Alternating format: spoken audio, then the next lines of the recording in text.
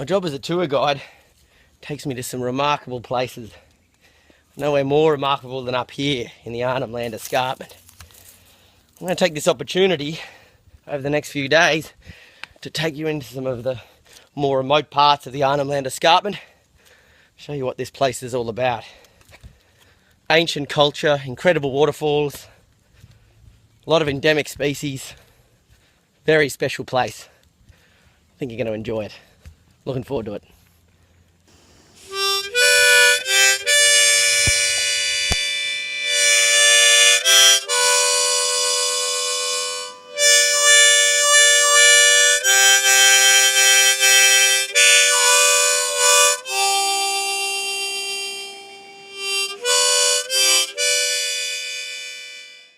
The Arnhemland Escarpment is an enormous sandstone plateau, over 23,000 square kilometres of 1.65 billion year old rock.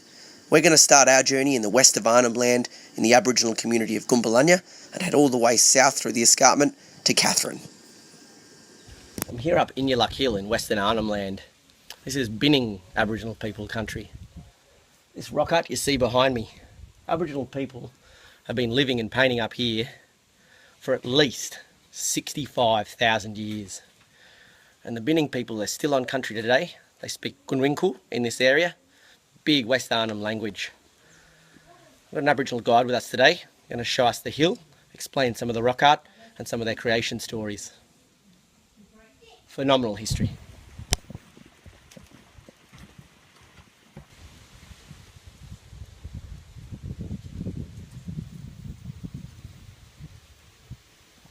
After the death, they decided to draw more paintings. So what they did, instead of choosing the other spot, or they just had to paint it on top of it, so to make layers. Yeah. So that one there with a cross-section line, that's a file snake. And one over there back with straight lines, that's python. Lots of tucker up here, eh? All that painting. Yeah, all the tucker, yeah. Yes, that's important to show what they go in is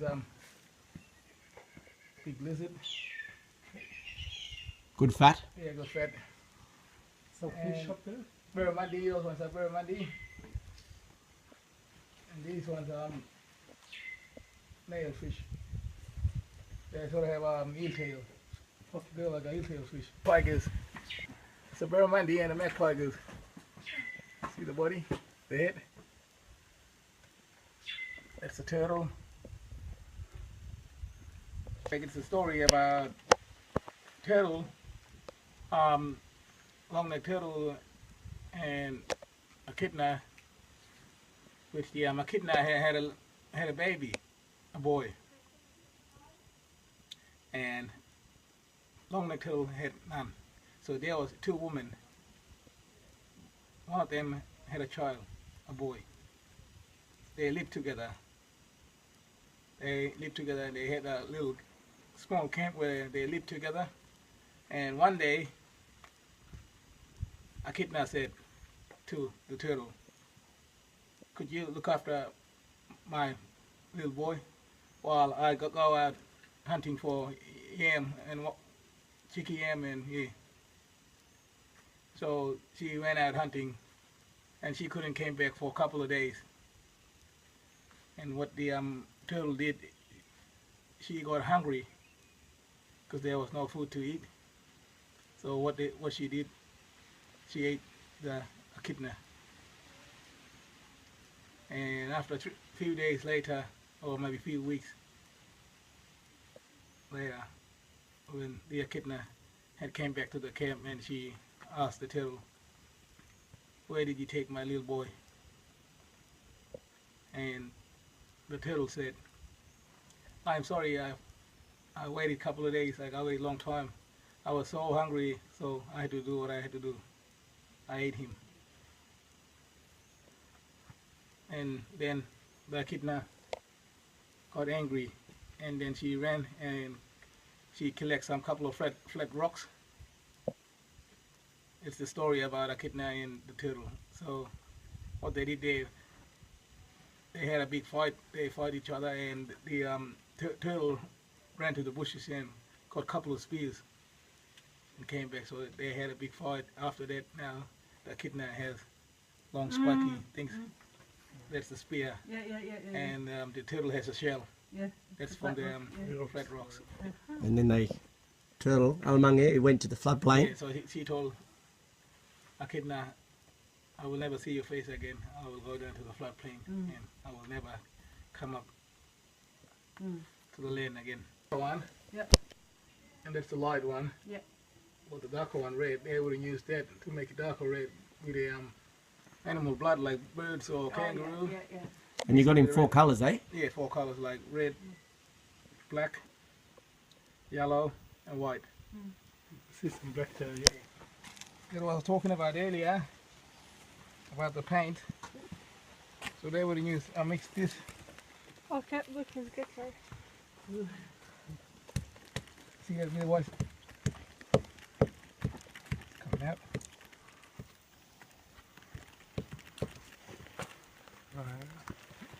That's the use of paint. Oh, so it's that thick white sap, yeah. So That would be, they would use that for mixing up the paint. Because that works like a glue. Yeah. That's how the paintings are still here these days.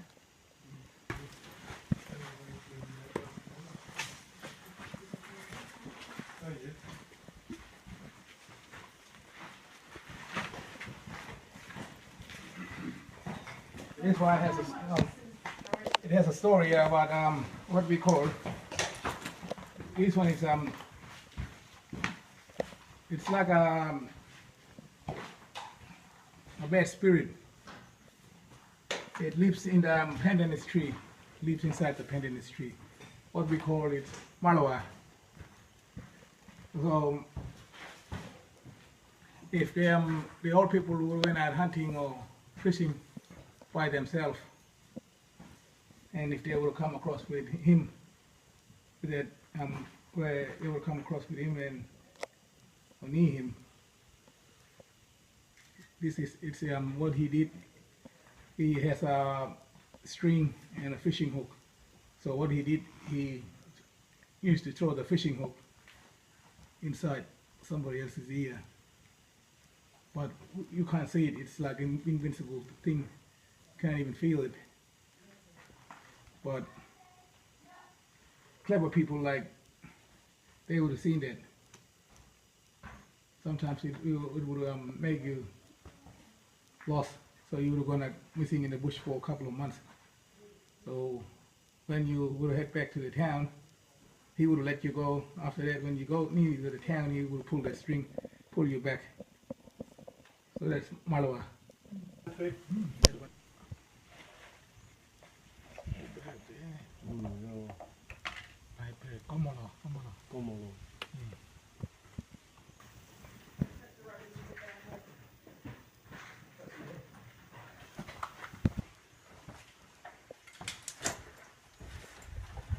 This painting behind me, Binning people call Yingarna. The Binning Yingarna is the creation mother, one of the most important creation ancestors in Western Arnhemland. She started her journey a long way to the north up on Coburg Peninsula, and as she travelled through the land, she dropped off babies out of her dilly bags. She gave them language, she gave them kinship, she gave them culture, and then she planted bush tucker food along the way. She then went to the next country, gave them a different language. Definitely one of my favourite stories in Western Arnhemland. Very special painting. Yigana, she's like mother goddess. Yeah, Yeah, she's the one, because she's the one. She actually gave us culture and language. Every bag that she carried, there was a child. Every child had a culture and had his own language. So, like, she's like a mother goddess around Arnhemland, the whole Arnhemland.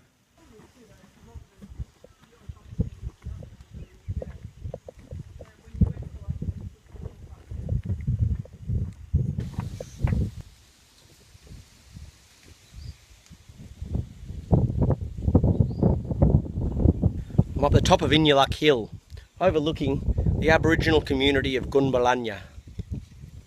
About 1,000 people live in Gunbalanya. Stone country people. Surrounded by floodplains. In the wet season, this community is totally cut off, surrounded by water. It becomes an inland island. When all the water falls up in the Arnhemland Escarpment, floods out over this floodplain, Binning call that Gupbal floodplain.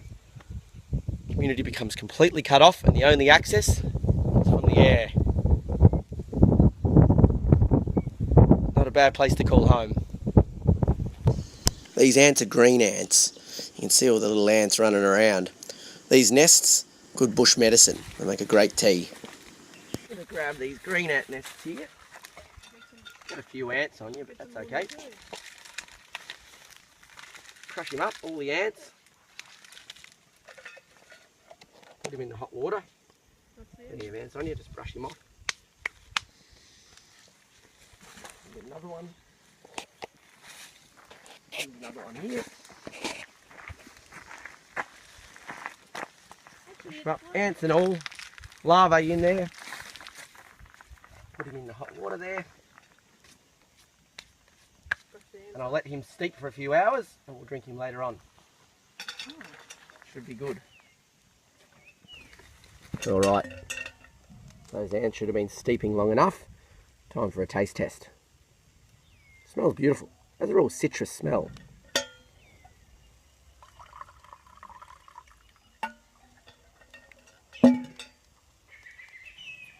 Here we go. A few ants in there. It's all part of it.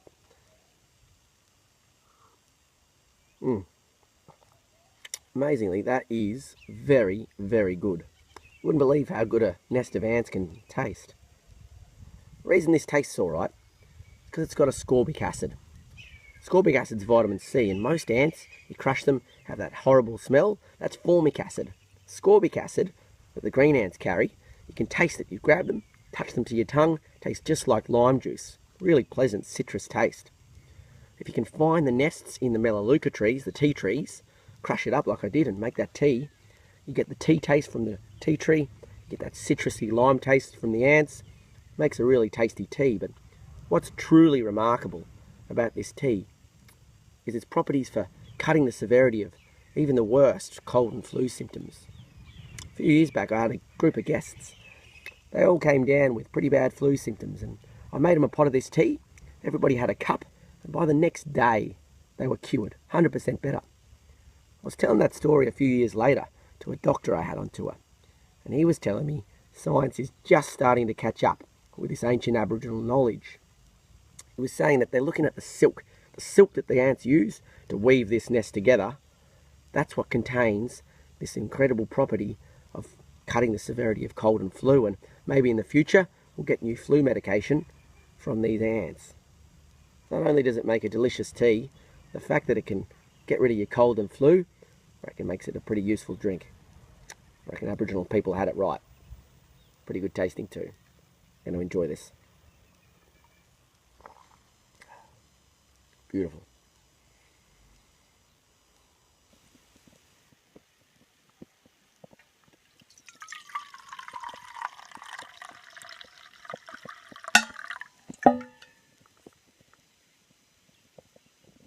I'm here out in Western Arnhemland in the binning season of Gurung. Gurung's the cold weather season, and this is the time of the year when the Daluk, the ladies, burn the floodplain grass here so they can go out and get almangere. Almangere is the long-necked turtle. He's buried under the grass, under the dirt, and they burn this floodplain grass so they can access where the almangere lives underneath the cold mud. Apparently the ladies got a few this morning, so it'll be turtle for dinner.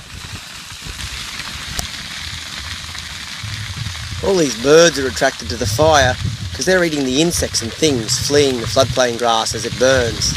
Binning call these birds maram, whistling kites and black kites.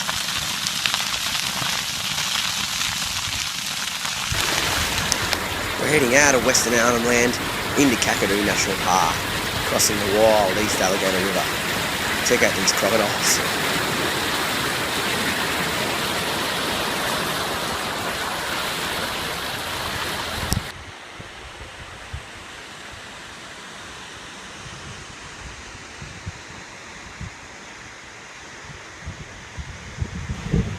Walked right up to the top of Jim Jim Falls in Kakadu National Park. I'm here on the Arnhemland Escarpment. It's a big walk to get up here, but it's well worth it.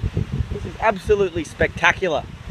On top of the escarpment here, there's a lot of endemic species, things that are only found up here, nowhere else in the world. Snakes like the Oampelli rock python, 6 metre long python, only found up here. White-throated grass wren, small bird, beautiful song, only found up here.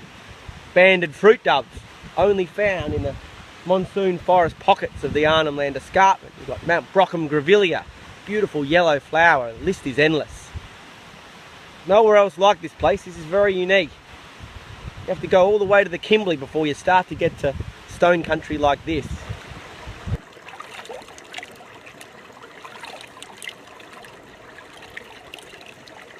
Very sweet.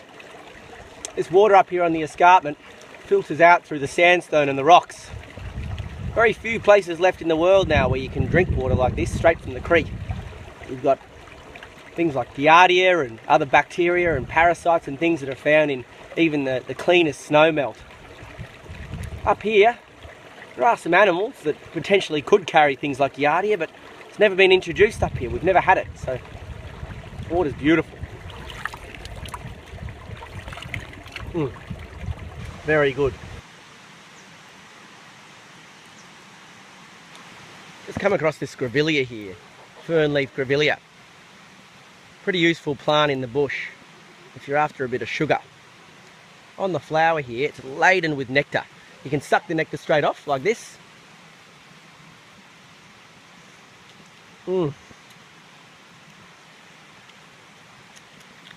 Spit out the flower.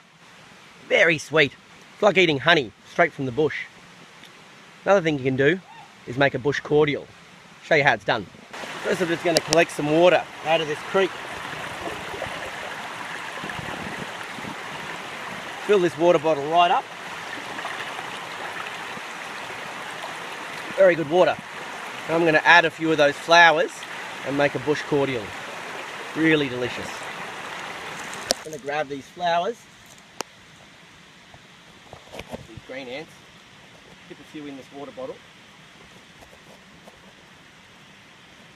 Push them right in.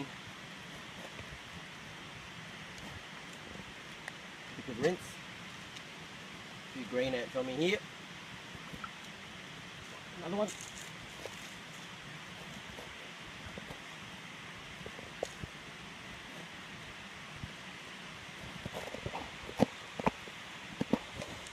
Maybe one more.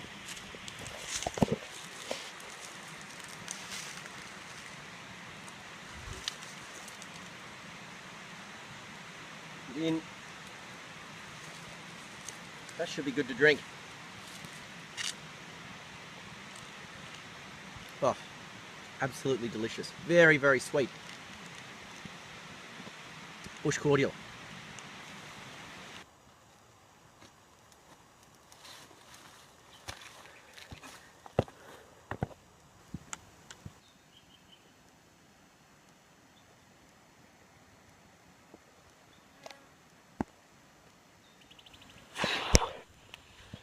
That's hard work. Worth it though. What a view. I'm way up in Katherine Gorge in the south of Kakadu National Park, Darwin country. I'm looking for some rock art that I've wanted to see for many, many years now. Got a little mud map in the pocket here. A bit of luck I can find it, but either way, it's worth it just for this view. Katherine Gorge, pretty hard to get to. Massive walk in, back through the escarpment, rugged country. One pool after another of these spectacular gorges and sandy beaches. Really pretty, very special spot. It's hot today, but well worth it. I might go for a swim.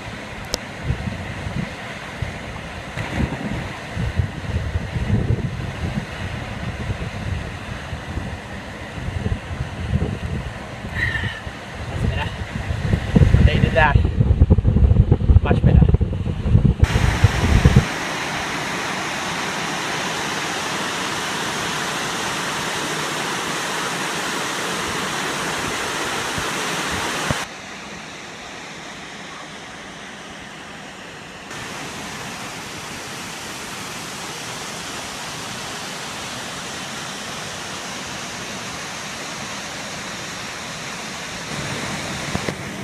One of the best parts of my job is being able to share these remote, stunning locations with guests from around the world.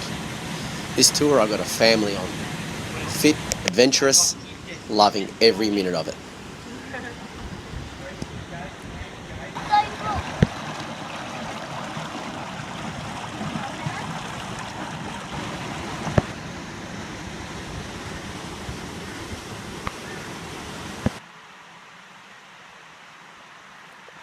This plant here, called the kapok bush, Cochleospermum frazeri, it's its proper name. Very useful plant for Aboriginal people. Eat the flowers, straight off the plant.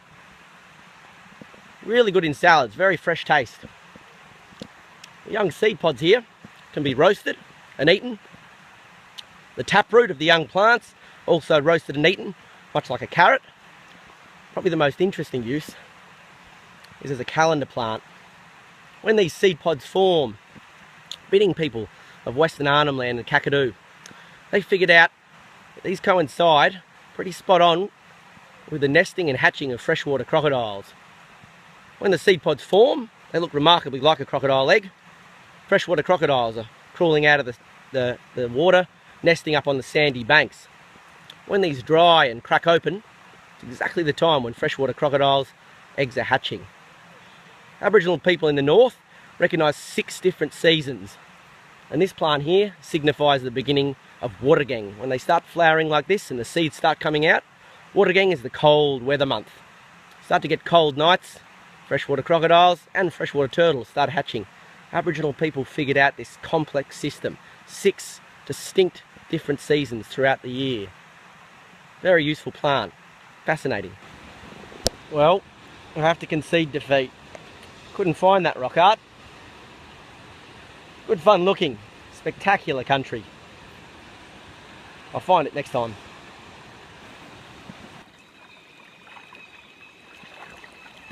This is a bit more leisurely. I'm here at Nipmuc National Park, canoeing down the Katherine River in Katherine Gorge.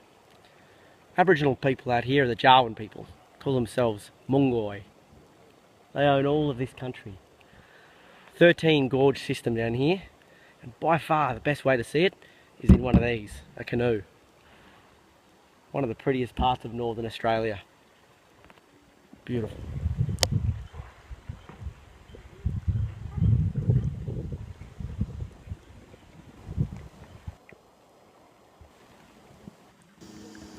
Now I mentioned those kapok plants earlier, being a seasonal calendar plant to tell Aboriginal people when freshwater crocodiles are laying eggs. These are the sandy riverbanks where the freshwater crocodiles lay. Down here in the Katherine River, there's an abundance of freshwater crocodiles. Crocodilus johnstoni. These guys, not as aggressive as their saltwater cousins, go to a maximum length of around 3.5 metres. Far more placid, big, long, narrow snouts, fish-eating crocodiles. In fact, majority of a crocodile's diet down here is insects. Beautiful animals, 240 million years of evolution.